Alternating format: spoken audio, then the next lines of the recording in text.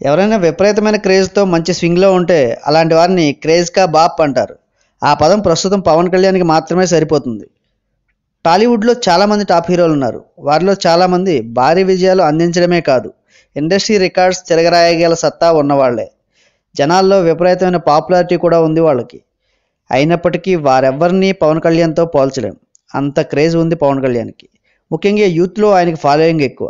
2014 ఎన్నికల్లో తెలుగుదేశం బీజేపీకి సపోర్టింగ్గా క్యాంపెయిన్ చేసినప్పుడు ఆల్ ఓవర్ ఏపీలో ఆయన చేసిన ప్రసంగాలు ఆకట్టుకున్నాయి. రాజకీయాలకు సంబంధించి యూత్లో విపరీతమైన ఫాలోయింగ్ ఉన్నది ఒక పవన్ కళ్యాణ్కి మాత్రమే.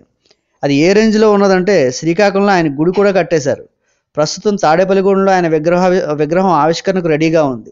చాలా రోజుల క్రితం తయారు చేసిన ఈ విగ్రహం కవర్స్తో కప్పేసి ఉండేది. ప్రస్తుతం అవి చిరిగిపోవడంతో ఈ విషయం వెలుగులోకి వచ్చింది. సోషల్ మీడియాలో ఆ ఫొటోస్ హల్చల్ చేస్తున్నాయి.